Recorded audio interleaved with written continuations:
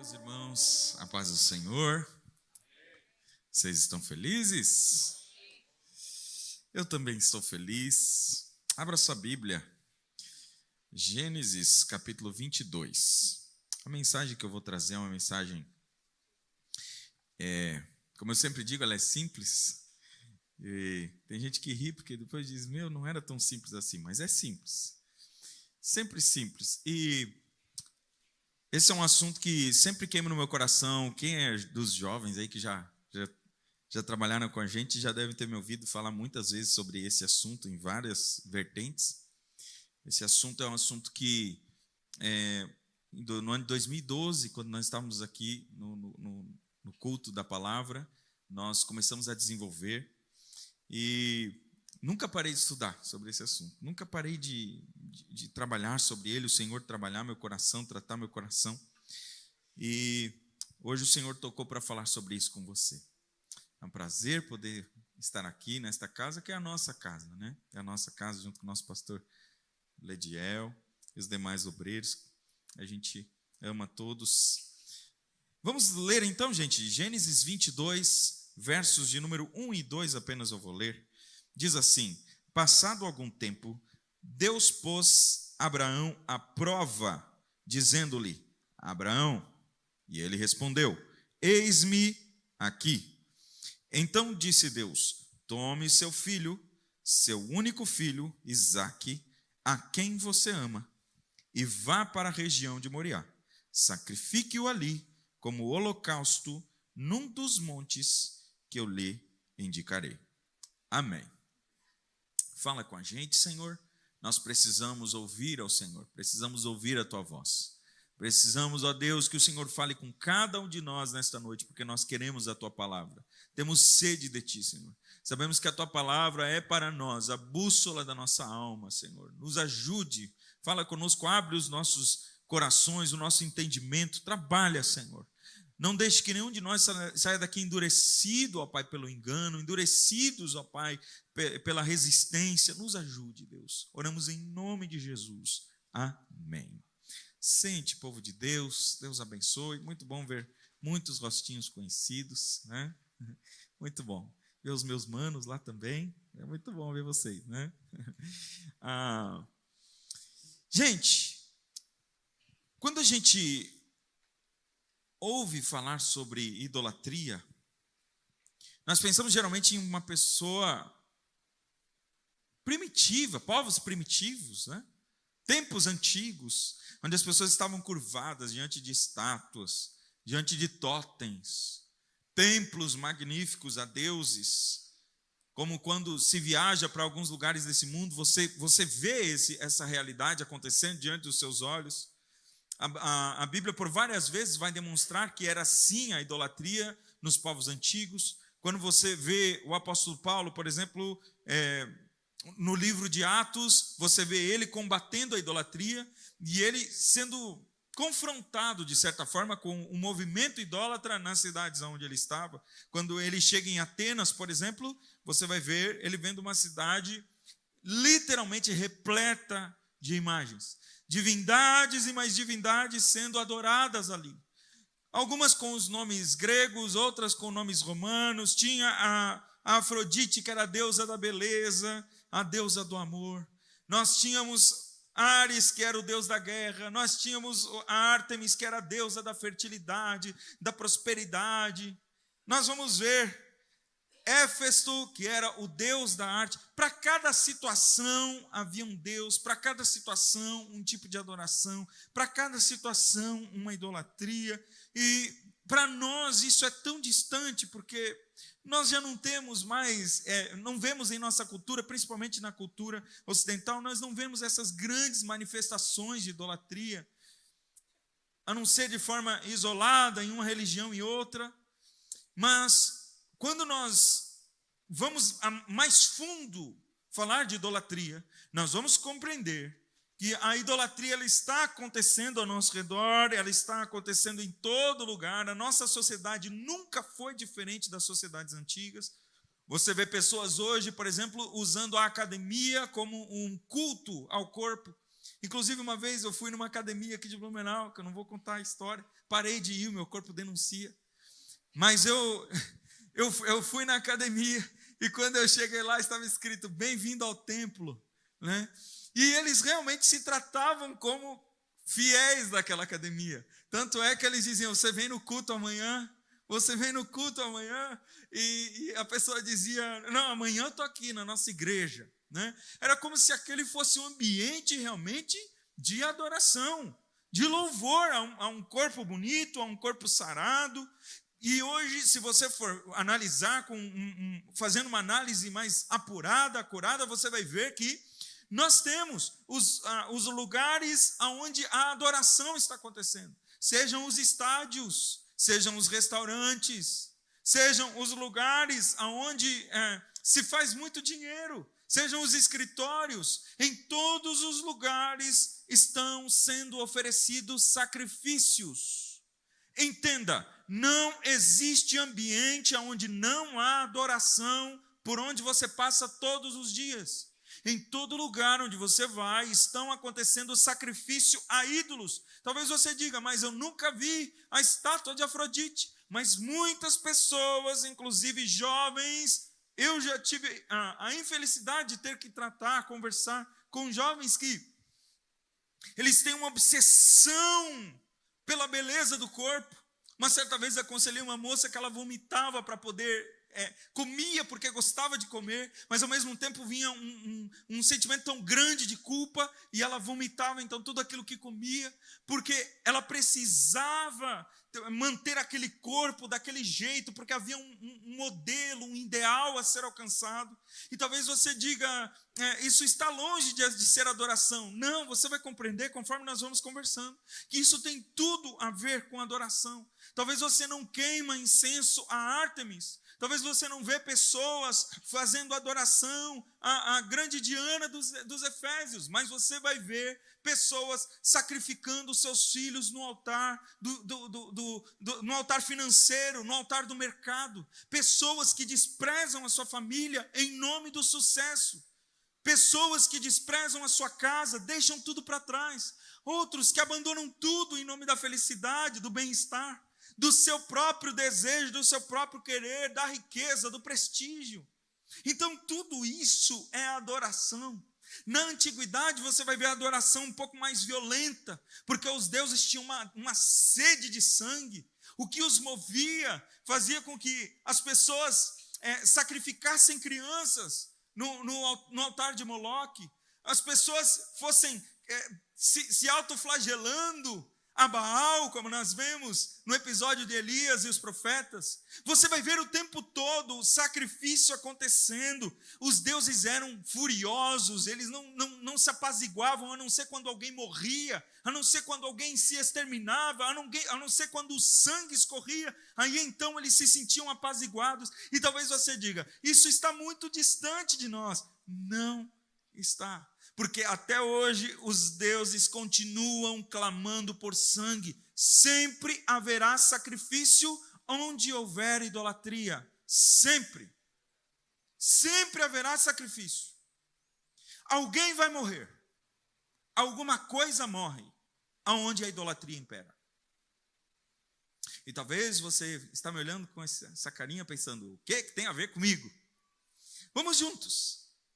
Porque essa incompreensão a respeito da profundidade da idolatria, os anciãos de Israel também tinham. A Bíblia diz em Ezequiel capítulo 14, verso 3, que o Senhor os confronta dizendo, estes homens deram no seu coração o lugar aos ídolos. E talvez eles tenham perguntado, ídolos? Que ídolos? Nós só temos o Senhor, Deus Yahvé. Nós não temos nenhum outro ídolo. Essa é a mesma incompreensão que nós temos. Por isso que o Senhor deixou cravado nos mandamentos o primeiro mandamento dizendo, eu sou Deus. Eu, o Senhor, sou o único Deus. Não haverá outros deuses além de mim. E talvez tu pergunte, o que o Senhor quer dizer com outros deuses? Porque fica muito aberta essa questão. E aí então Deus responde. Ele continua. Se você for ler Êxodo capítulo 20, versos 2 e 3, e até o 5, praticamente, você vai ver essa continuidade da ordem de Deus em relação a ter um só Deus. E ele diz algo, que ele diz assim, ó, não farás para ti imagens de escultura. Ok, tô livre dessa. Imagem esculpida. Ninguém daqui vai sair fazendo estatuetas ou fazendo de pedra um Deus. Ninguém vai fazer isso. Nós estamos tranquilos em relação a isso aqui. Neste plenário eu tenho certeza que ninguém está fazendo isso. Então, ufa Deus, tá bom, tá explicado. Não farás para ti imagem esculpida, nem figura alguma do que há em cima no céu, nem embaixo da terra, ou nas águas debaixo da terra. Não te curvarás diante dela, nem as cultuarás. Opa. Deus aqui está diferenciando imagem esculpida de figura. Imagem esculpida é estátua, totem, tudo aquilo que é físico. Figura não é apenas aquilo que é físico. Pode ser aquilo que é imaginável. Pode ser aquilo que é concebido. Quer ver? Eu falo sapato, na sua cabeça vem uma figura. Eu falo celular, na sua cabeça surge uma figura. É exatamente sobre isso que Deus está falando. Ele não está falando aqui de uma figura feita. Ele está falando de uma imagem projetada. E ele diz, você não fará imagem projetada de nada que está no céu, nem embaixo da terra, nas águas debaixo da terra. Nada. Pensa, Deus está falando, não farão imagens, ainda que não sejam esculpidas em madeira, em pedra, em ouro. Há coisas que podem ser esculpidas no nosso coração. E é por isso que nós precisamos conhecer como está o nosso coração. Porque Calvino vai dizer, o coração humano é uma fábrica de ídolos. Nós somos peritos em construir imagens. Nós projetamos, nós desejamos, nós sonhamos. E nós fazemos daquilo coisas boas. Não estou falando aqui de grandes pecados. Porque a maioria das pessoas, quando começa a falar sobre idolatria, elas pensam em grandes pecados. Não, Deus está falando aqui de coisas boas. Uma carreira, uma família, o dinheiro, o sucesso e até o amor. Coisas que são boas para nós, que nós passamos a transformar em idolatria. Por quê? Porque nós passamos a dar a essas coisas o sentido da vida. Por que a idolatria é tão sutil? Porque ela pega coisas que são boas e transforma em deuses falsos. Ela pega coisas que são atraentes, boas para nós, e transforma em ídolos. Por isso João escreve na primeira carta, no capítulo número 5, verso 21, filhinhos, guardem-se dos ídolos. Protejam o coração de vocês. Então, talvez a pergunta é, ok, esmiuça o que é um ídolo. Ídolo é tudo aquilo que você dedica ao sentido da sua vida. Leia-se, adoração. Porque adoração, você já aprendeu muitas vezes desse altar que adoração não é música. Que adoração não é levantar a mão para cima, apesar de que isso faz parte do nosso movimento de adoração. Mas a adoração bíblica é tudo aquilo que você dedica o sentido da sua vida. Geralmente está ligada ao amor.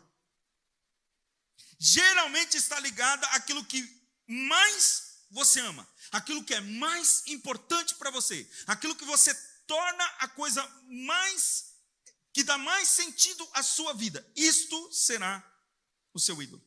Deixa eu perguntar para você. Tem alguma coisa que se você perder hoje, a sua vida perde o sentido? Este é o seu Deus. Chocou, eu sei. Esse é o seu Deus. Se você olha ao seu redor, ao redor da sua casa, ao redor da sua vida, e você diz, eu jamais viveria sem isto, ainda que seja algo lindo, ainda que seja algo que, foi Deus quem deu. Se você disser, eu jamais conseguiria seguir a minha vida se isso não fizesse parte da minha vida, este é o seu ídolo. Ele requer adoração, ele requer amor, ele requer confiança, ele requer obediência. Você tem que ser fiel àquilo, você tem que permanecer naquilo. Eles fazem acreditar que se você perdê-los, vai ser uma aflição insuportável e a sua vida perde todo o sentido. Então, em resumo, se eu fosse resumir aqui, idolatria é tudo aquilo que você no fundo do seu coração diga: se eu perder isso, minha vida perde o sentido. Mas o inverso também é verdadeiro. Se eu tiver isso, a minha vida vai fazer todo o sentido.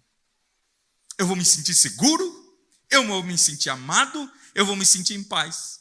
Tem um monte de gente dizendo assim: o dia que eu ganhar na Mega Sena, vocês não vão mais me ver. Vou sumir do mapa. Vou comprar uma ilha.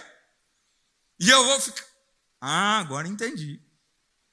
Tudo aquilo que faz você pensar, isso vai me dar uma segurança. Isso vai me dar uma alegria. Isso vai me dar muito prazer. Isso vai me satisfazer completamente. E eu não vou precisar de mais nada. Este é o seu Deus. E, gente, parece pouca coisa, mas muitas vezes na Bíblia nós vamos ver que o nosso maior desejo às vezes se torna o nosso maior castigo. A Bíblia diz, Romanos capítulo de número 1, no verso 24, diz que uma das piores coisas que Deus faz ao homem é entregá-lo ao desejo ardente do seu coração. Ele quer tanto aquilo que Deus diz, então vai. E aquele é o castigo dele. Isso é muito estranho. Por quê? Como assim?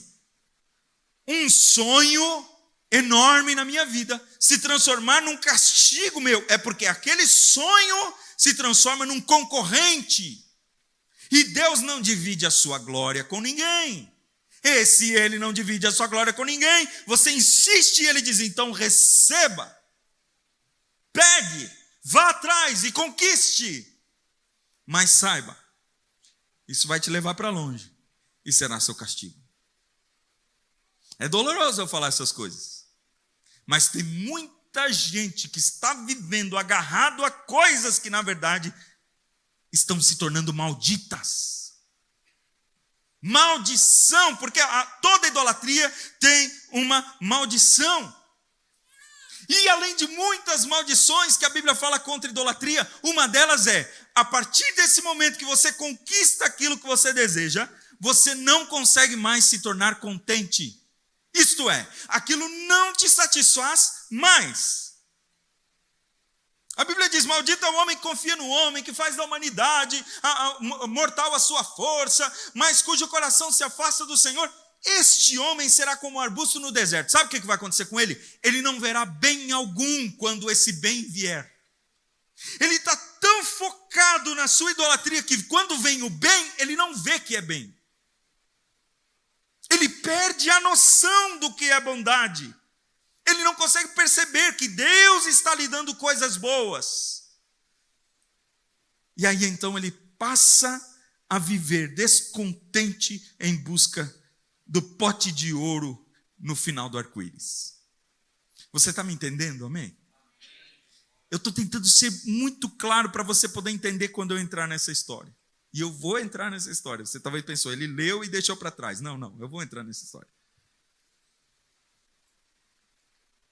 Quantos pais com o coração magoado porque os seus filhos não corresponderam à sua forma de realização? Eu não queria que meu filho fosse assim. Eu esperava que meu filho fosse aquilo. Eu esperava que meu filho fosse aquilo outro. Eu esperava que meu filho se formasse dessa forma. Eu esperava que meu filho fizesse isso. E quando isso não acontece, a vida deles vai lá embaixo. Nunca esperava que meu filho fosse tomar um caminho desse. Nunca esperava que meu filho fosse tomar uma decisão dessa. Amaram mais os filhos do que a Deus, que quando os filhos não correspondem ao sincero desejo do coração deles, eles praticamente morrem por dentro. Vivem a vida desesperados, tristes. Quanta gente não se reergue nunca mais depois de uma decepção amorosa? Não consegue mais se reerguer.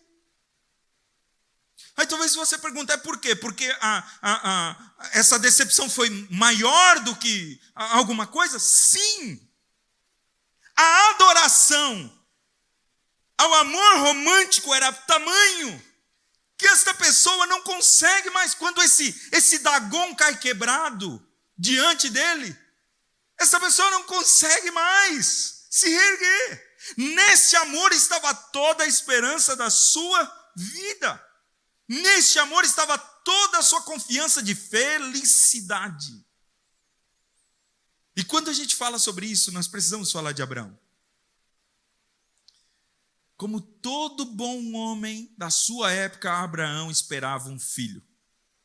Ele recebe de Deus uma missão. Deus diz para ele, Gênesis 12, capítulo de número 1 até o verso 3, sai da tua terra, da tua parentela, vai para a terra que eu te mostrarei. Era como se Deus dissesse assim, sai do lugar onde você está, bem familiarizado, amigos, boa parte da família, segurança, prosperidade, tudo indica que ele já era um homem rico na cidade de Ur, e agora você vai sair da segurança e vai para a insegurança, porque nem o caminho eu vou te falar. Ele diz, vai para a terra que eu vou te mostrar, mas Senhor, não pode pelo menos dar um spoiler de onde eu vou chegar? Não. Dá o passo que eu vou te mostrando. Então é isso? Eu estava aqui de boa na lagoa e agora o Senhor me tira daqui e me leva para um lugar que eu nem faço ideia onde é. Eu vou ter que ficar dependendo dos sinais do Senhor. É exatamente isso. A Bíblia diz em Hebreus capítulo 11, verso 8, na galeria dos heróis da fé, que Abraão saiu sem saber para onde ia. Loucura.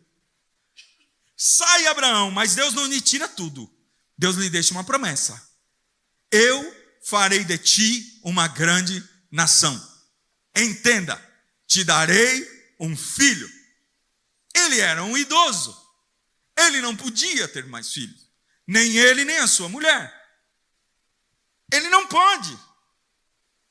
Mas passam-se os anos e você vai ver, Abraão já está com 100 anos.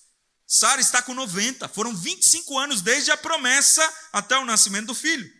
Décadas aguardando uma promessa do Senhor. Nasce finalmente Isaac, que quer dizer riso. Alguns dizem que foi por causa do riso de Sara, escondida na tenda, quando ouviu os anjos falarem que nasceria um filho deles. Outros dizem que é por causa da alegria que lhes veio por ter um filho. Independente disso, este filho impossível nasce. Quando este menino nasce, décadas de espera, a pergunta precisa ser feita. Porque se você vê um pouquinho antes desse texto que nós lemos, capítulo de número 21 e no verso de número 34, tem uma frase muito estranha, que diz assim, e Abraão morou na terra dos filisteus por longo tempo. Espera aí, Deus não disse para ele pegar o caminho e caminhar? Abraão era nômade. E este longo tempo, segundo alguns pesquisadores, dura em torno de entre 15 e 20 anos. Exatamente o tempo de Isaac. A pergunta que fica é, Abraão esperava no Senhor ou esperava no Isaac? Abraão ansiava e se sacrificou durante todos aqueles anos caminhando, porque Deus era o seu Deus. Ele disse, eu te darei uma terra, eu te darei uma herança, porém, eu sou o teu galardão. Abraão, eu sou o teu grande galardão.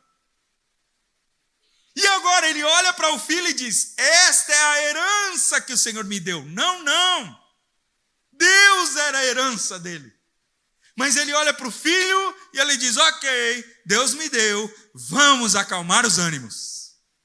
E ele para, quando era para continuar caminhando. Por isso que Deus põe à prova a Abraão. Porque o menino já está grande, já está crescido, como eu disse, entre 15 e 20 anos, conforme a maioria dos estudiosos, e a palavra de Deus chega para ele e diz: toma agora o teu filho, teu único filho, Isaque, e ainda faz uma vírgula e continua: a quem amas. Podia ter deixado de fora essa parte, mas é a quem amas. Vai para a terra de Moriá. Moriá é um conjunto de montanhas, e oferece ali, numa dessas montanhas, em holocausto, o menino, sobre um dos montes que eu te mostrarei. Veja que Deus não chama apenas de Isaque. Deus coloca o teu único filho, vírgula, Isaque, vírgula, a quem amas. Tem muita coisa escondida aqui. Aquela paixão pelo primogênito se transforma em adoração. E Deus não está dizendo que não se pode amar os filhos. Eu tenho 2, está vindo a terceira, e eu amo de coração. Faria, sei lá. A gente diz que faz qualquer coisa, né, pelos filhos. Mas, nessa situação, Deus está dizendo assim: aquilo que mais você ama, porque foi gerado de ti, foi prometido a ti, foi dito a ti, você colocou muita esperança nisso, aquilo se transformou num ídolo, se transformou no centro da sua vida. Prova é que você esqueceu que tem uma terra que você tem que povoar. Prova é que você esqueceu que tem um caminho que eu tenho que te mostrar. E você parou e está fazendo esse menino crescer, e está fazendo esse menino produzir, e está fazendo esse menino trabalhar, porque agora ele já trabalha, como se esta terra fosse o suficiente, já que você tem o seu filho. E por que o filho primogênito? Eu não vou entrar em muitos detalhes, mas toda a esperança de um homem já era o filho primogênito. Pedir para que um pai sacrificasse um filho primogênito era a mesma coisa que pedir para um pintor furar os 2 olhos. Era a mesma coisa que pedir, sei lá, para um jogador de futebol cortar uma perna. Era impensável. Mas Deus pede um primogênito. Você vai ver como Deus trata os primogênitos na história. Eu não vou entrar em detalhes aqui, mas Deus trata os primogênitos de um jeito especial. Tanto é que quando Deus vai punir o povo do Egito, o que é que ele faz? No final, para terminar mesmo as pragas, ele mata o primogênito. Porque o primogênito é a representação de toda a família. Agora Deus está dizendo: levante-se e mate o teu único. Mate o teu único. Ele não é apenas o primogênito, mas ele é o unigênito. Mate o teu único. Gente, isso deve ter gerado uma bagunça na cabeça de Abraão. Mas a Bíblia diz, se você ler Hebreus capítulo 11, que fala muito sobre Abraão, a Bíblia diz que ele ainda assim considerava que Deus era poderoso para ressuscitar o menino dentre os mortos. Por isso ele pega e sai com o menino. Ele diz para os seus servos: nós vamos até ali, nós vamos adorar e nós vamos retornar a vocês. Ele não diz eu vou, ele diz nós vamos. E eles vão. A Bíblia diz que eles levam 3 dias de viagem. Era uma viagem para 1 dia e meio, 2 dias. Deve ter sido muito dolorosa esse passeio. Porque no meio do caminho, o rapaz pergunta. Ele já está na fase, né? Já passou da fase dialética, aquela fase de fazer pergunta, e o rapaz pergunta: eu estou vendo aqui, tem fogo, tem madeira, está tudo preparado para o holocausto. Só falta o principal, o que vai ser sacrificado. Onde está o cordeiro?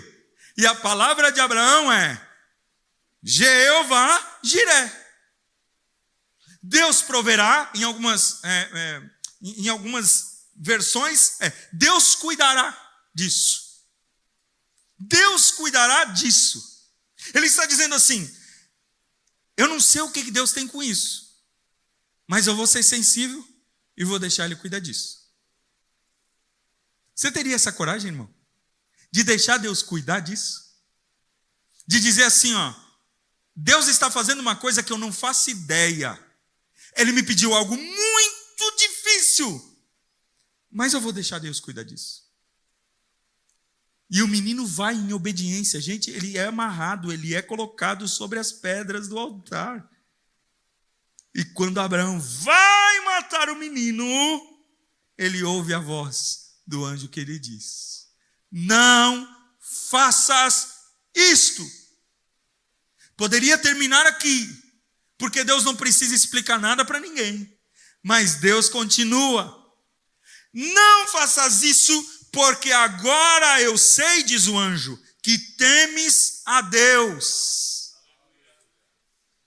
Agora eu sei o que está misturado no teu coração. Mas peraí, será que Deus não conhecia? Porque Deus não conhece todas as coisas?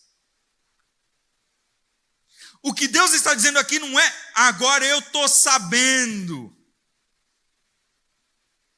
Deus estava mostrando a Abraão que eu tenho conhecimento disso. Agora eu quero que você saiba disso.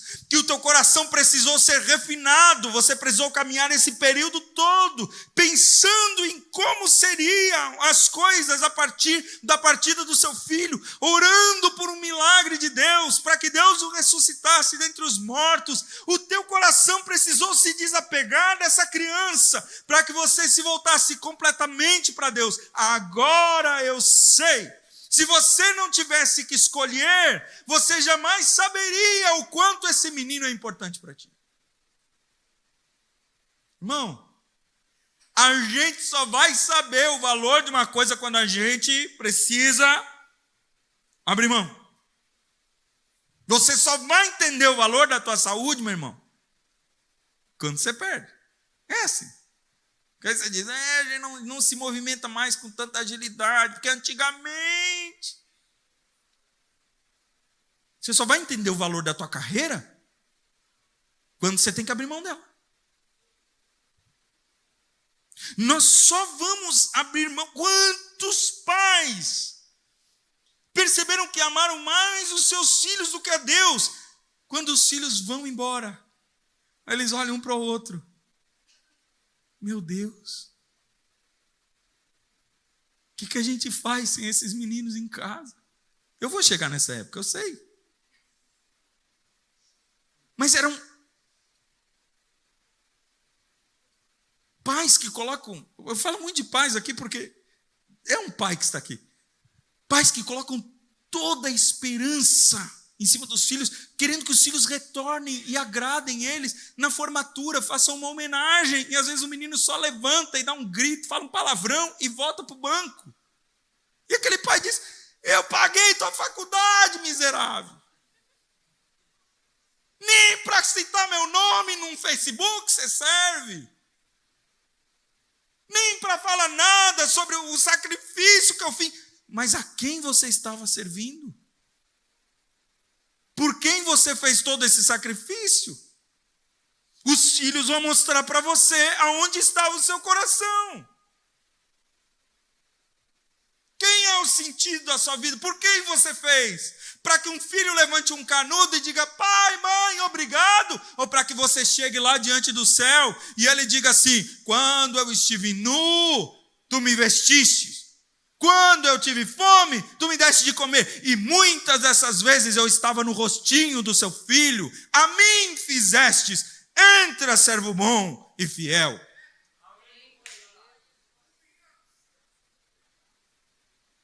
Então, por que nós estamos fazendo? O Isaac tem que ir para o altar. Daí a gente entende. Opa! Eu sempre penso, Deus, era tão mais fácil o Senhor simplesmente apertar um botão e me santificar. É tão mais fácil o Senhor apertar um botão e plum, saiu aquele ídolo, eu acordo dizendo, nem gosto mais. Mas não. É uma trajetória, é um processo lento de dores, de sabores, amargores e tudo mais. Para que a gente compreenda, esse era o meu ídolo e Deus me santificou dele. A gente nunca ia ter conhecido a história de Abraão, o pai da fé, se ele não tivesse passado pelo Monte Moriá. Nunca. Por isso, gente, hoje Deus está te chamando para você olhar para o teu coração e ver aquilo que você mais ama. Quando a gente fala de mais ama, nós não podemos esquecer de Pedro. Porque Pedro, quando Jesus diz que ele vai negar, o que Pedro diz? Não, Senhor, pode todos esses aí fazer essas coisas. Ele estava dizendo, eu te amo mais do que estes. Eu amo tu mais do que tu pode imaginar. Até mais do que tu sabe. Eu amo tu. É contigo que eu vou. Quer que eu vá morrer? Eu vou morrer. É contigo. Não abro mão de ti. Aí chega na hora, você sabe. Ele nega 3 vezes, galo canta e a realidade vem. Ele não conseguiu amar a Jesus. Ele conseguiu amar, foi a sua própria pele. Salvou sua cabeça, salvou seu pescoço e saiu ileso. Ainda xingou todo mundo, passou como se fosse um incrédulo. Some do mapa. Sabe por que esse homem chora amargamente quando Jesus olha para ele?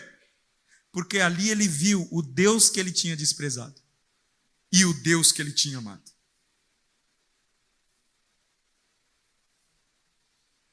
Ficou diante dele exposto, na hora que Jesus está lá, na hora que ele vê quem ele é, ele vê quem ele condenou e quem ele salvou, e ele entende. Não tinha, ele disse que não tinha como servir a 2 senhores. Em algum momento eu ia magoar um e amar o outro. E foi isso que acabou de acontecer. E Pedro chorou amargamente, porque amou mais a si do que ao Senhor. Aí, depois da ressurreição, Jesus vai lá, prepara o café para os discípulos na praia.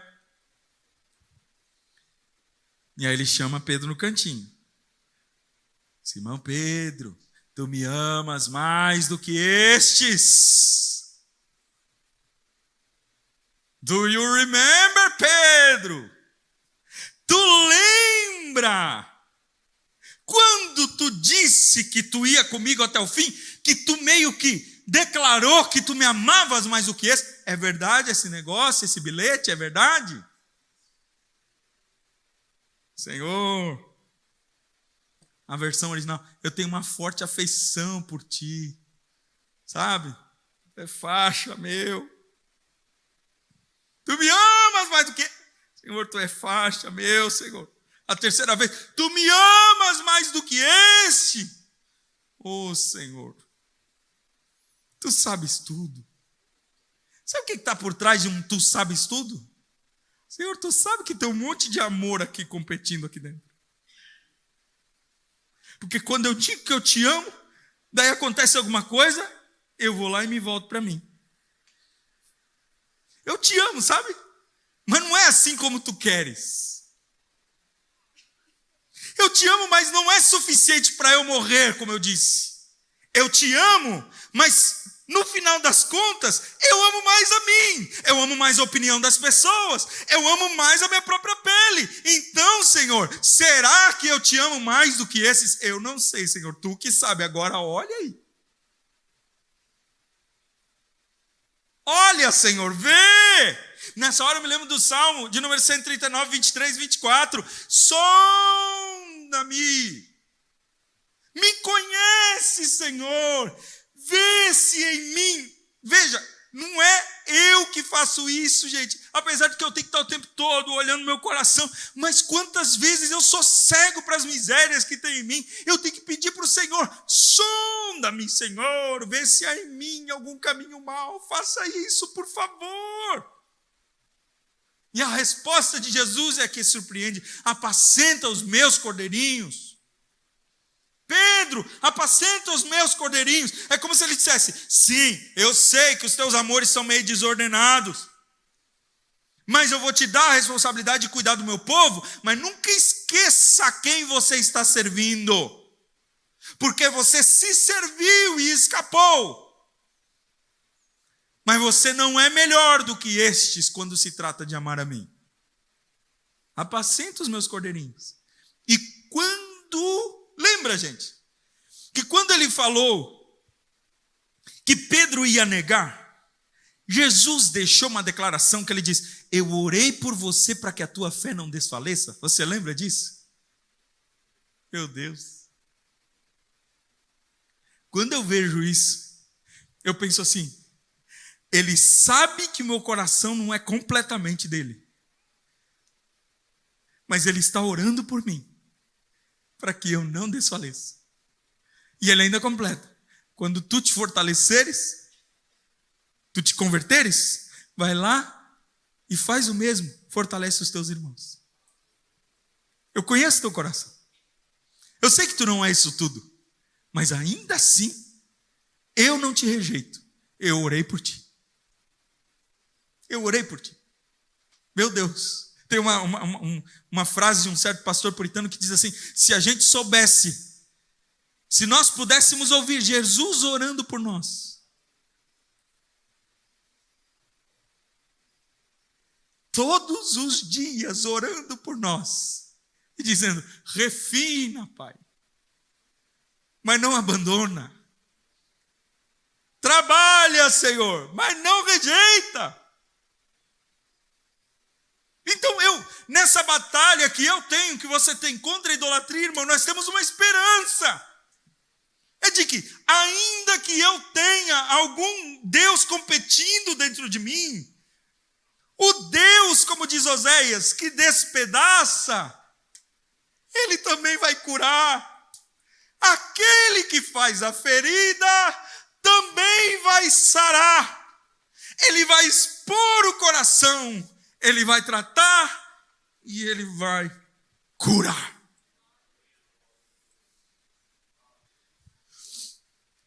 Então, meu irmão, não negue a idolatria. Deixa Deus tratar. Anos mais tarde, nesta mesma montanha de Moriá, nesses conjuntos de montanhas chamado Moriá, num monte específico chamado Monte Caveira, ou Calvário, um pai sacrifica o seu filho. Mas dessa vez ele não poupa. Dessa vez ele não diz assim: não estendam a mão contra ele. Dessa vez ele morre. Esse filho pede, implora, ao contrário de Isaac, que se deita sem nenhuma reclamação, a Bíblia não demonstra. Este filho pede: se possível, passa de mim este cálice. Mas o pai, mesmo assim, o sacrifica, o abandona e o deixa ser crucificado como um idólatra no meu e no seu lugar. Aí o apóstolo Paulo escreve aos Romanos, capítulo de número 8, verso 32. Aquele que não poupou nem o seu próprio filho, mas pelo contrário o entregou por todos nós, não nos dará juntamente com ele todas as coisas? Olha só. Paulo quer dizer assim, ó: em Deus nós temos tudo o que nós precisamos. Se Ele não poupou o seu filho, o que mais Ele não pode te dar? Por que você busca em qualquer outro Deus que não pode, que não tem poder?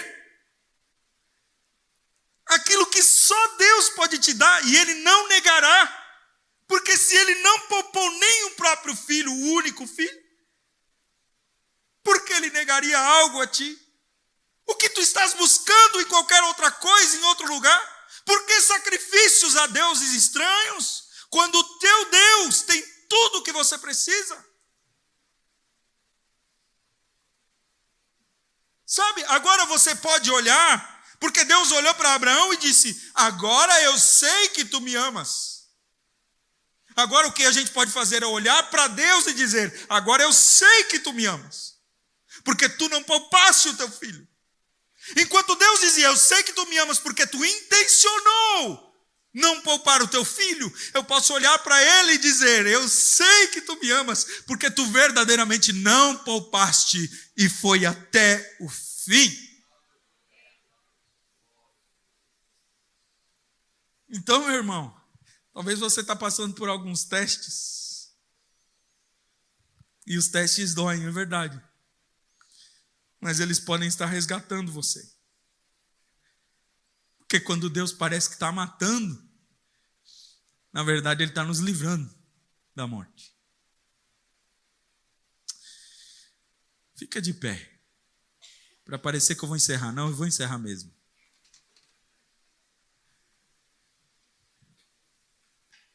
Salmo 73.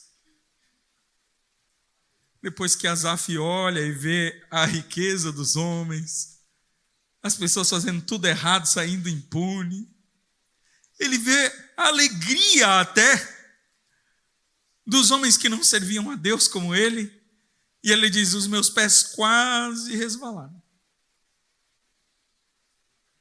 Eu quase pensei que era inútil servir a ti. Mas aí eu vi o fim deles. Aí ele continua, vai, Salmo vai, chega lá no verso 25, ele diz: a quem tenho eu no céu senão a ti? A quem tenho eu na terra senão a ti? Não há nada que eu deseje além de ti.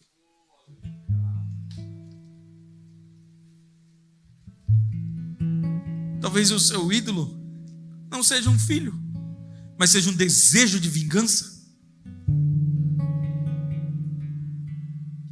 Enquanto aquela pessoa não pagar, não pedir perdão, não se retratar, e Deus está dizendo: entrega.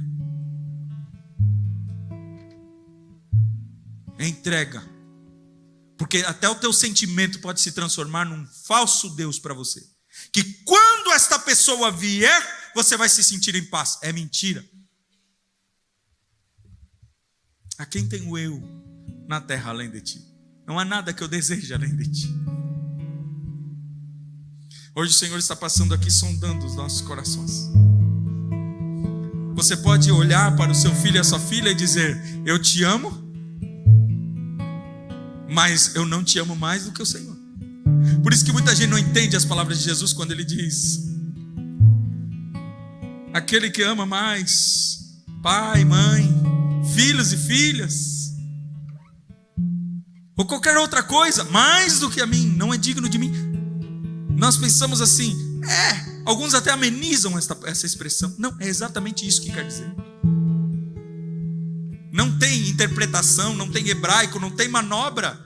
Não tem, é isso mesmo. É você saber que você ama esta criança de forma limitada.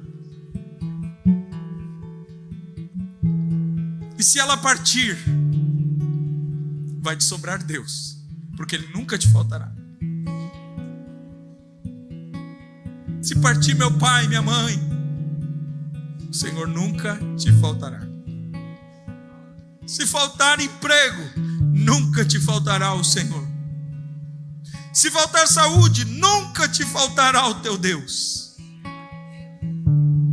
Não aceite ninguém dizer: o dia que faltar isto, a sua vida perde o sentido. Você pode dizer a qualquer pessoa, a qualquer situação, a qualquer objeto, a qualquer bem que você tenha: não tenho ninguém no céu e nem na terra além do Senhor. Nada é maior do que Ele. Eu quero orar com você. Oh Pai querido,